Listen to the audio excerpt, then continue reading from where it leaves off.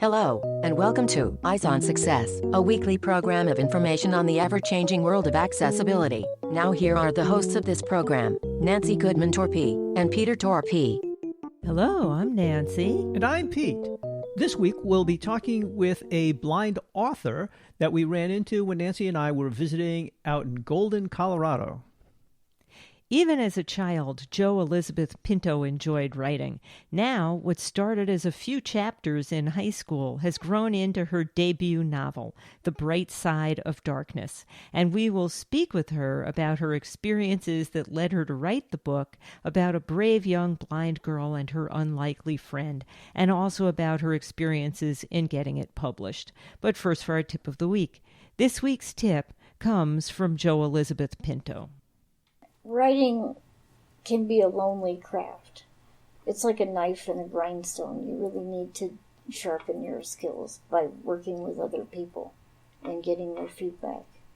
You know, your writing can sound like the best thing ever if you read it to yourself, but it can always get better by being read by other people and growing from their critique and their feedback. So it's good to join a group of people and get that feedback, and you can grow as a writer and become even better. Mm-hmm. And if you use the search field on our website and put in the word author, you'll find a number of episodes of Eyes on Success in which we talked with blind authors or people who have done some writing, and you'll be able to connect with them and get some more advice.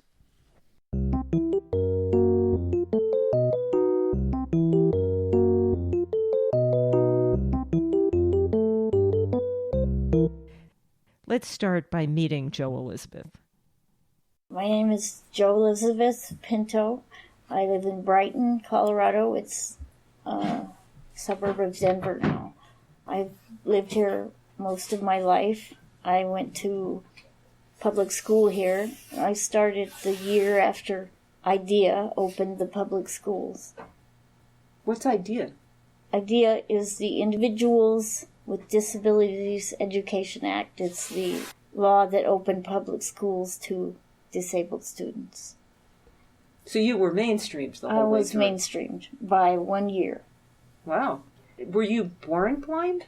I was. I was born 3 months premature, and the oxygen in the incubator saved my life and ruined my eyes.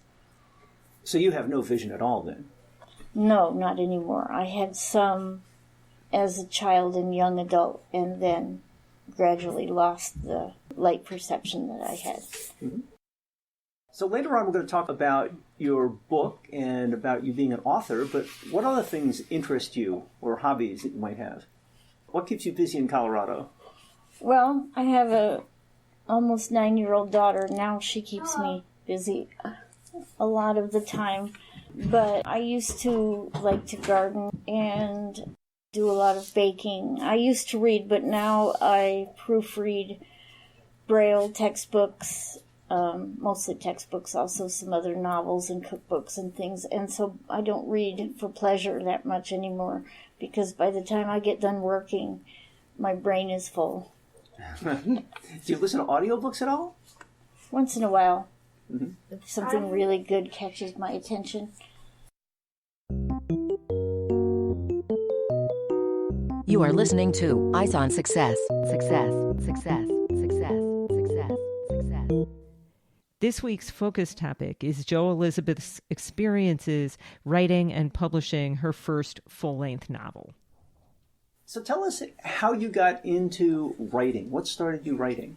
I wanted to be an author as soon as I figured out that words could be written down. I remember my dad reading me a book, something really simple. It was about Osceola, the Seminole Indian chief, and I was really young, sitting on my parents' couch with him.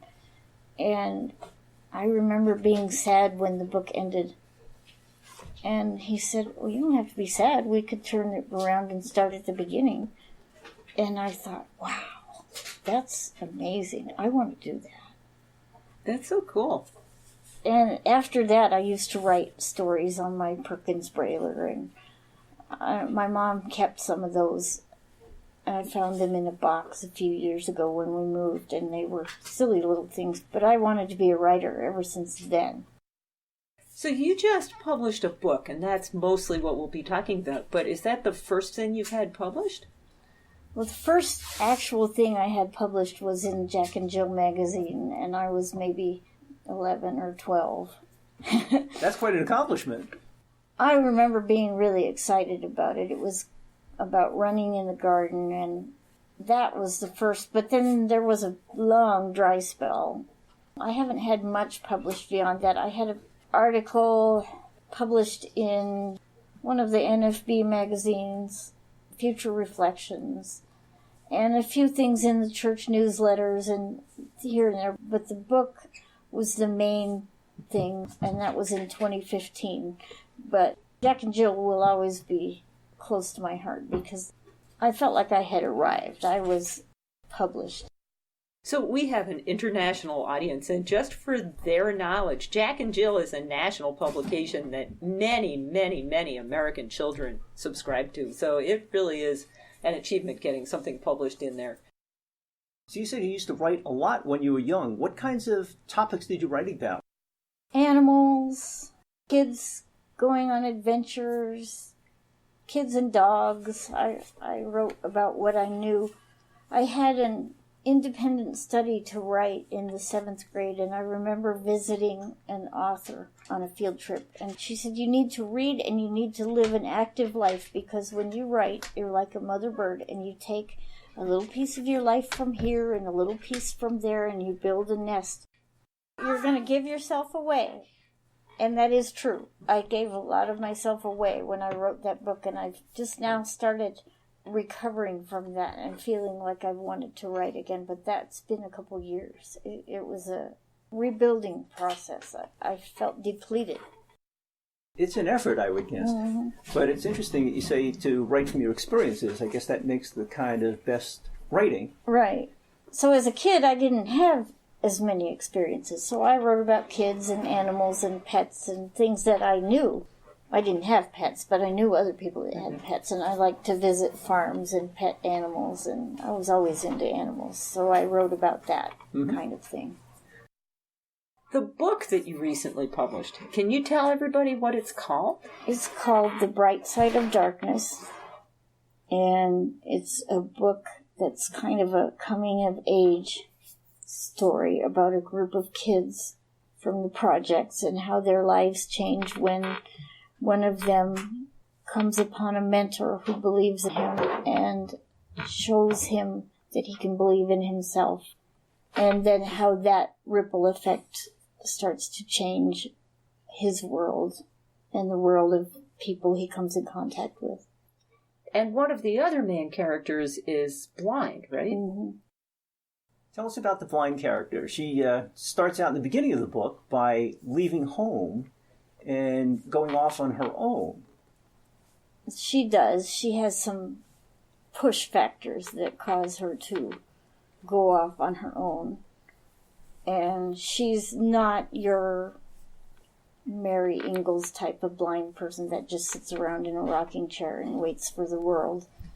So she goes off on her own and meets the main character of the book, and he feels like he needs to protect her from some of the harsher elements of the world. And then, well, first he's kind of inspired by her and sort of wowed by her take on the world attitude, and then gradually he starts to develop an interest in her. That interest grows into an inspiration that helps him change his world.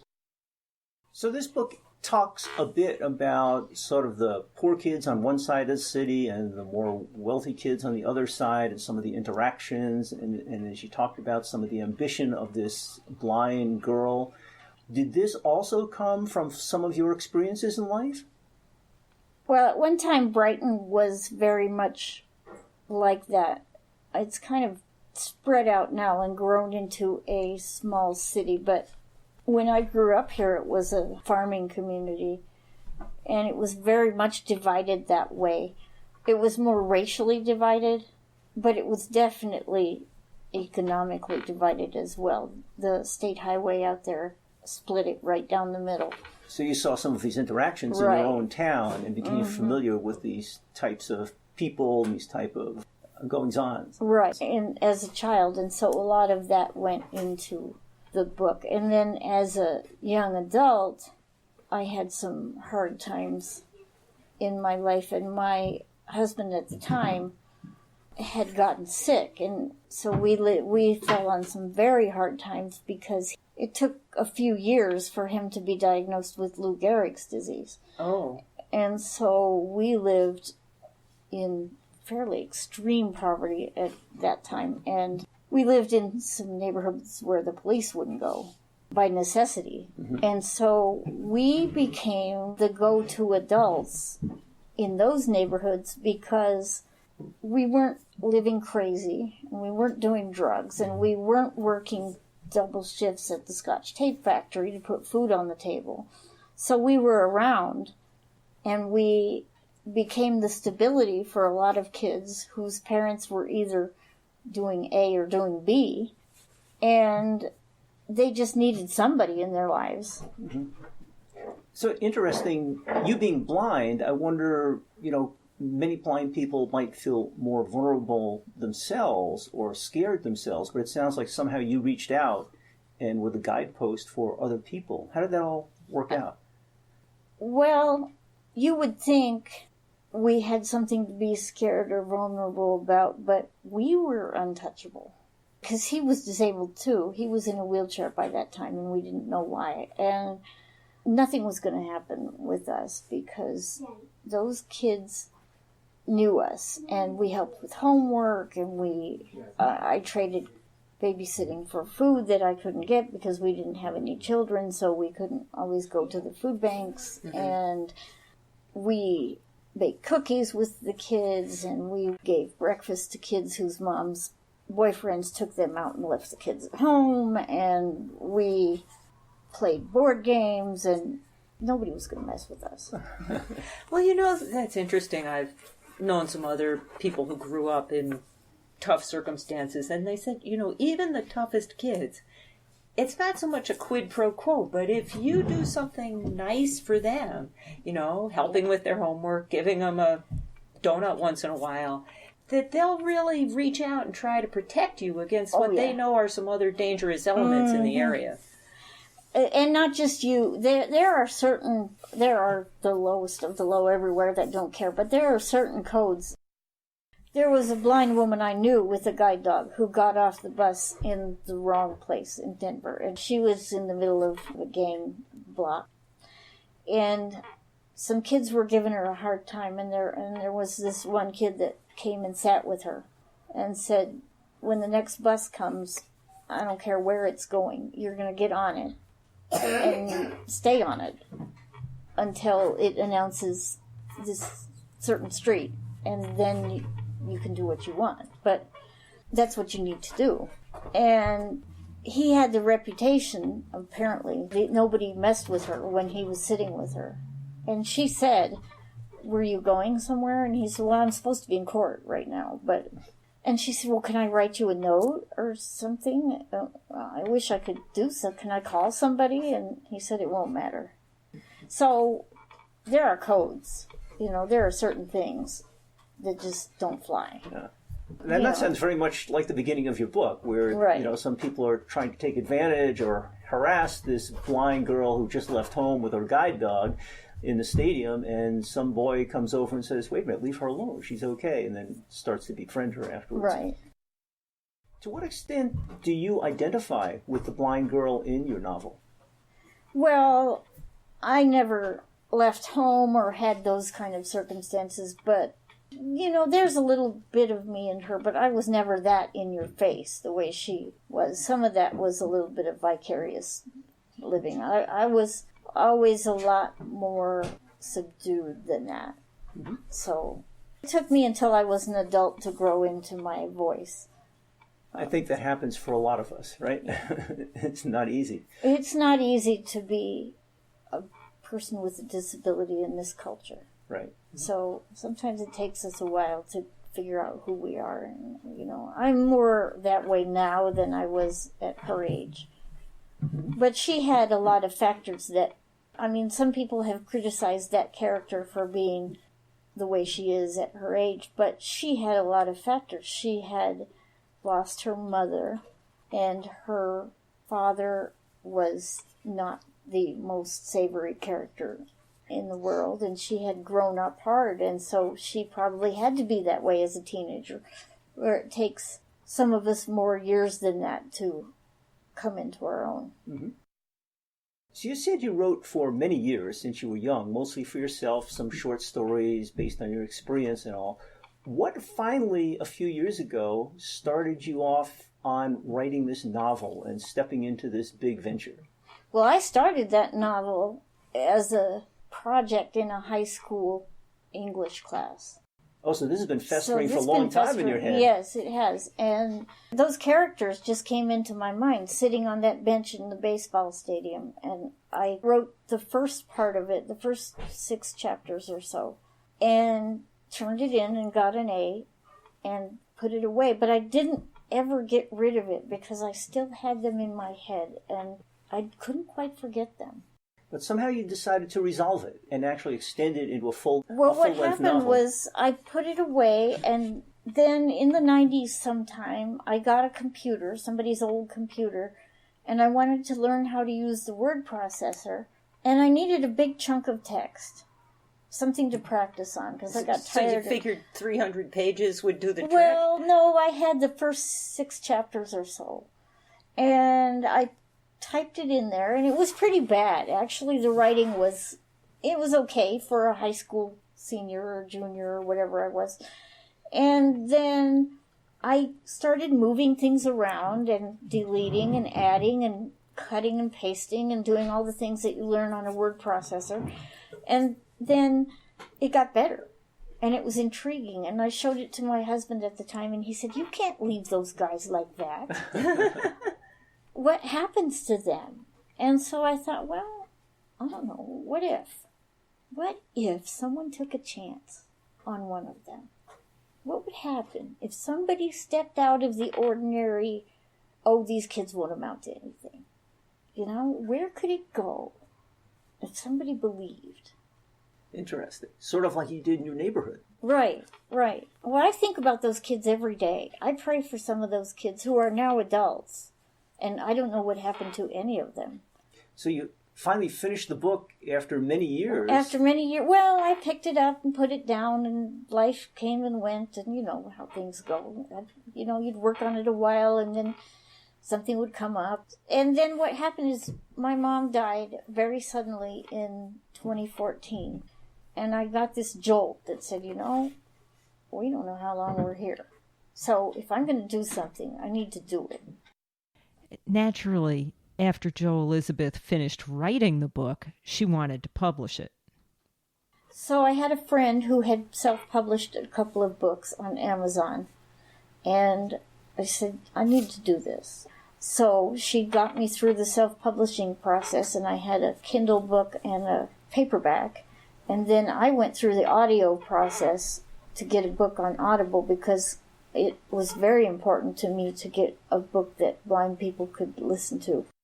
Did you have to arrange for the narrator? Yes, I auditioned narrators and chose one, and then we went through the process of him reading and then me proofreading and making notes of what I wanted him to fix, and then him rereading, and it was a lot of fun. Getting your own book published is thought to be a very difficult process, and even self-publishing, my impression is, pretty difficult. Can you give us an overview of the process and how difficult it is? Well, I went the regular route of trying to get my book published for a long time, and that was a difficult process on my book because it doesn't fit neatly into a genre. It doesn't fit into one of their little boxes. Right, and it's certainly not mainstream. No, it's sort of its own thing, and that's not easy for a traditional publisher. And so I got a lot of, hey, we really like this, but we don't know how to categorize it. So what happened after that? eventually I decided to self-publish it because they said, well, even if we published this, we wouldn't know how to market it. And how does self-publishing work? So you wrote the book up yourself in the computer, and then what do you do next? You go to CreateSpace, which is on Amazon, and you decide where to put the book in their categories. And then you make sure all the formatting and the proofreading and all that is done to your satisfaction. And yes, I did find one mistake in it after I published it, which drove me crazy, but I'm a bit of a perfectionist, but I was told that it always happens. And then they send you a proof after you do all that stuff with the formatting. And the first proof I didn't like, so then I changed some things and then got another proof, which was a lot better. And then when you're happy with the proof, then you just price it. Amazon lets you price it. They have restrictions of where you can put the price because it's print on demand. Mm-hmm. So they have to make their money, and then whatever you want to make after that, they recommend where to price it. And then you hit the publish button, and then the way it works is when someone orders it, Amazon will print it to them. A single copy at a time. Yeah. So you don't have to have a garage full of books, which is the way you used to have to do it. You used to have to order 500 or 1,000 copies, and that made it expensive. But now that they can print a single copy, it's within anybody's budget to be able to do it, which is the upside and the downside, because anybody can print anything. So now the market is flooded with books, and that's why it's harder to get publish-on-demand material into libraries and schools, and you have to really go out and prove yourself. Did you have to worry about things like the cover design and artwork and all before publishing this book? Gerald knew somebody that he went to high school with that has a studio. So we got the cover design done. But you can also, if you don't know anybody and you don't want to do it, you can get stock pictures off the internet. Some are paid for and some are in the public domain. Mm-hmm. I was lucky enough to know someone who could draw one that's an individually designed cover. Can you describe the cover and how it relates to the book? The cover shows a man in a jail cell, so he's at the bottom of where he goes. But there is a dandelion lying at the floor with a shaft of light, and the dandelion is a symbol of hope in the book, and the shaft of light catches it, and so it shows the positivity and sort of the way through the darkness to the positive side of life, and the way out and the way up, the way through. The bright side of darkness. Mm-hmm. And it goes to the title, The Bright Side of Darkness.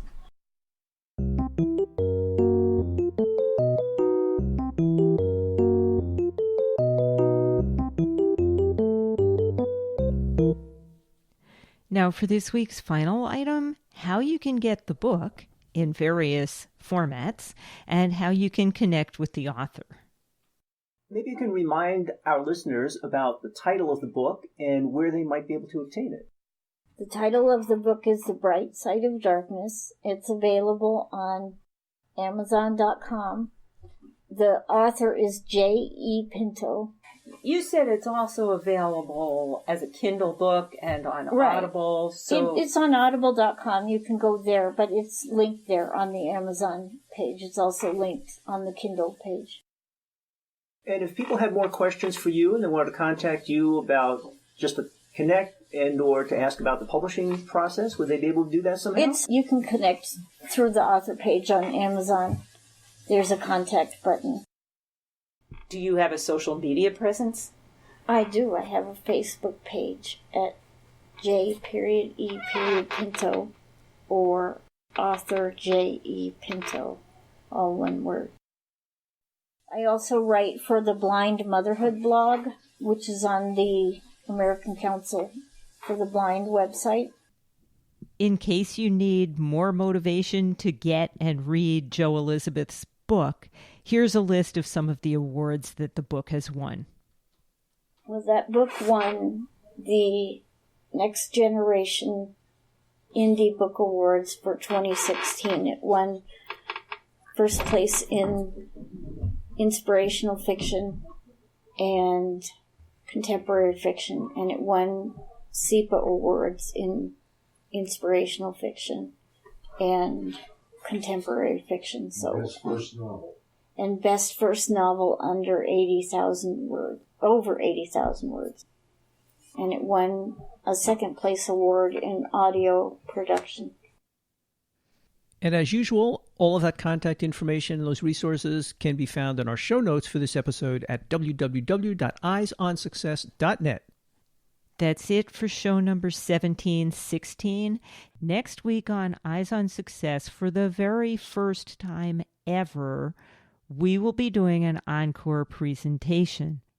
If you remember that trip to Colorado we took where we met Elizabeth Pinto, well, it was so wonderful. We're moving to Colorado. But don't worry. Eyes on Success does not depend upon where we are. It's just for the next couple of months, we're going to be extremely busy, and we will be inserting a handful of encore presentations so that we don't completely overwhelm ourselves or have to skip a week. So this is the first one of those, and we will make sure to highlight topics that are timeless and that some of our newer listeners may not have heard yet. So next week on Eyes on Success, we will be reprising episode number 1308 about progress in speech synthesis. Much adaptive technology relies on speech synthesis, which has evolved from humble beginnings to nearly human-sounding speech. We will speak with Andrew Breen, Director of Innovation for Text-to-Speech at Nuance Communications, about the history, current technology, and future goals of speech synthesis. If you have any questions regarding something you've heard about on the show, or you'd like to share an idea for a future show, send an email to hosts@eyesonsuccess.net or call us at 585-210-8094. You've been listening to Eyes on Success, hosted and produced by Nancy Goodman Torpey and Peter Torpey and distributed by WXXI Reach Out Radio. Browse the full archive of programs, find instructions for subscribing to the podcasts, and much more at www.eyesonsuccess.net. You can also find us on iTunes.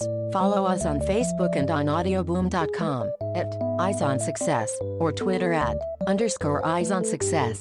We hope you will join us again next week for more information and updates on products for accessible living. Thanks for listening to Eyes on Success and have a nice day.